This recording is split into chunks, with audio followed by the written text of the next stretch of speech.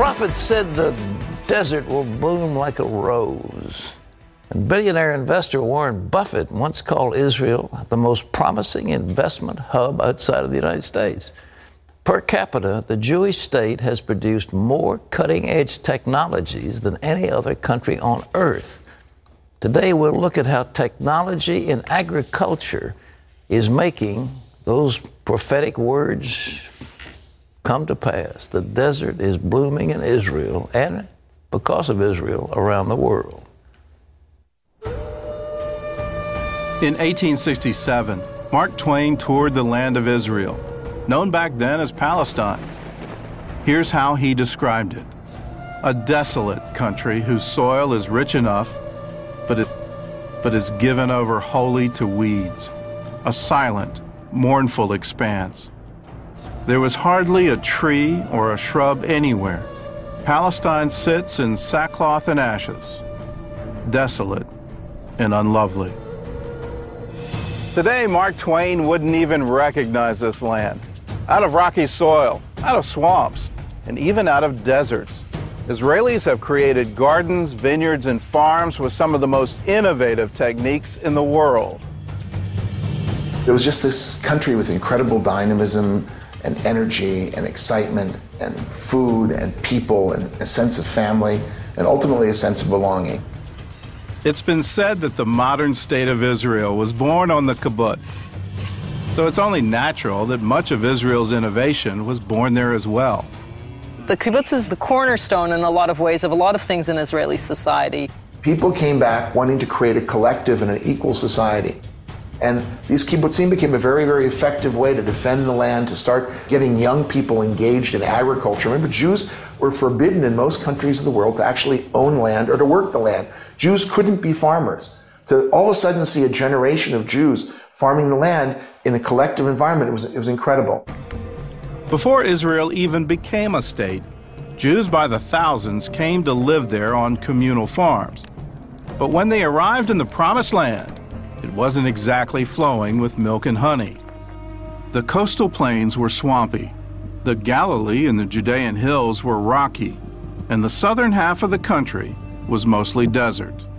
Since the people of Israel left our homeland 2,000 years ago, the area was mismanaged. So we want to preserve and rehabilitate this holy land. The early Jewish settlers faced a number of obstacles, from bad soil to Bedouin raiders. But they faced an even bigger enemy that threatened to destroy the Jewish state before it began.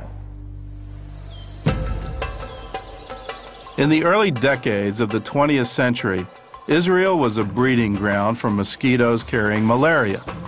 They overtook the coastal plains and the Jordan Valley, the only land available for Jews to buy since the local Arabs had decided it was uninhabitable. In 1920, more than a third of all Jewish residents of Palestine had malaria. So with no other choice, they went to work.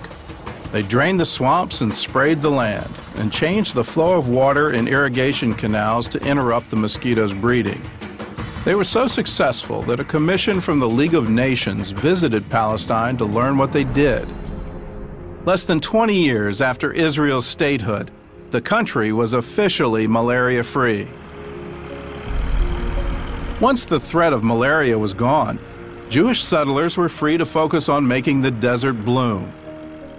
In the coastal plains, citrus groves replaced the swamps. And the Jordan Valley, once the center of the malaria epidemic, now became the country's breadbasket.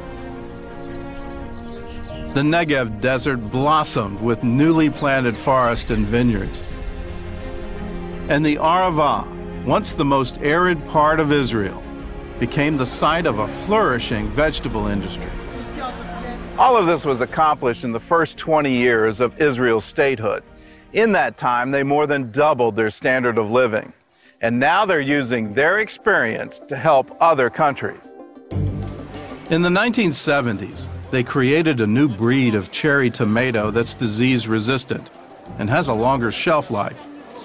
They also bred a new kind of potato that can be grown in hot, dry climates and irrigated by salt water. These vegetables are now being grown in dry countries like Jordan, Egypt, and Morocco. Israeli scientists not only found ways to grow more crops, they also found new ways to preserve them. Grain Pro cocoons provide an inexpensive way for farmers to keep their grain market fresh by keeping out water, air, and insects. The Israeli cocoons are being used in Africa, the Far East, and even Pakistan, a nation with no diplomatic ties to Israel. The kibbutz over time began to change. Israeli society began to change, became more capitalistic, became more focused on free enterprise and entrepreneurship, and then the individual taking responsibility for himself and therefore benefiting the overall society. There have been many very exciting companies that have been built in kibbutzim. One of those companies is now doing business around the world. If you went to the average Israeli 10, 12 years ago and said to them organic, they wouldn't have a clue what you were talking about. Here we've been doing organic farming for over 40 years. Kibbutz Sde Eliyahu was founded by German refugees in 1934, and many of their early members were survivors of the Holocaust. The biggest problem that we had when we started the organic was, what do you do if you're not using chemicals? How do you get rid of the pests? Their answer was to fight bugs with more bugs. Every single thing in nature has a natural enemy. What eats or what attacks these pests that are attacking our crops?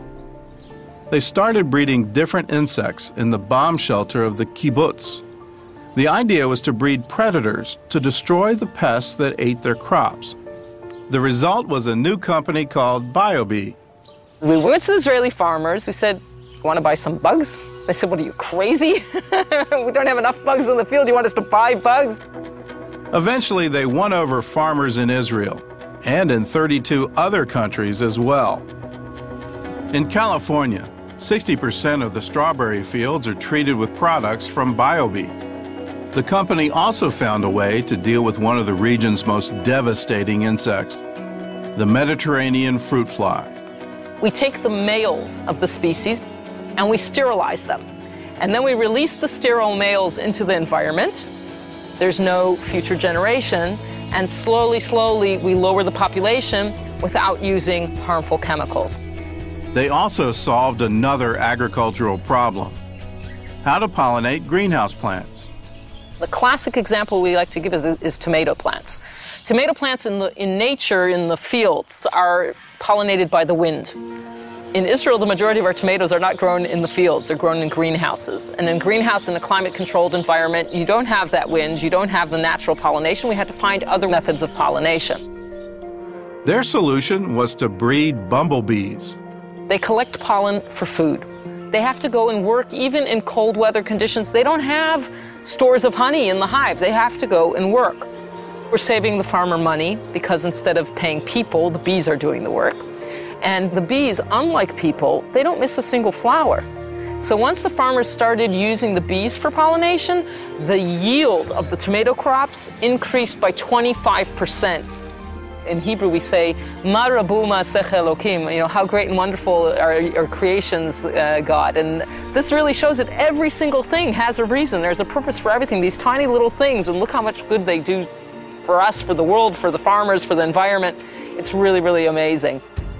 Farmers at Sde Eliyahu not only targeted insects, they also found a creative way to get rid of rodents as well.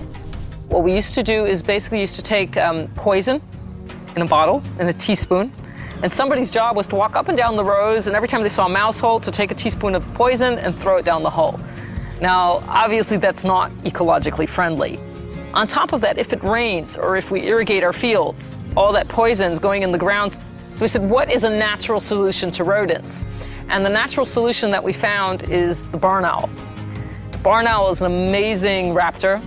2 owls can capture an average of 2,000 to 5,000 mice a year.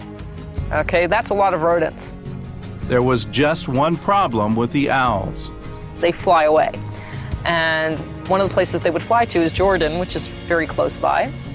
In Jordan, they were shooting them. In Arab folklore, the barn owl is a harbinger of death. And they're very superstitious about barn owls. So they see in a barn owl, they shoot it. So very simply, we went to Jordan and we invited the Jordanian farmers to come to Staley Out to see what we were doing here. This was over 20 years ago. And today we have over 2,600 nesting boxes across the country. The numbers keep growing. But also it's become a wonderful program of regional cooperation, also with Jordan, also with the Palestinian Authority. This has been amazing, amazing success story. We tell the people it's not the dove bringing peace anymore to the Middle East, it's the barn owl. We're a light unto the nations, we're supposed to be anyways. If we want to really save the environment, if we really want to help the world, then we can't keep these things to ourselves. We have to share these things. We have to share this knowledge. And I think by helping others, we're helping ourselves as well. Prophecy fulfilled before your eyes. Isn't that astounding? It really is. Yes. You know, they've also been given wisdom because Yes. they seek from the right source, but wisdom and ideas and the technology that's been created is just remarkable. Oh, it's amazing, Terry. Well, in any event, we're going to do more of these. We're going to have a whole series of them, and Aaron Zimmerman, our producer, has done a lot of writing on this. Gordon and Aaron have worked in collaboration on this tremendous series. The government of Israel ought to be ecstatic over that. That's one of the most beautiful pieces. Wow. It's Okay. really quite Yeah. remarkable. All right.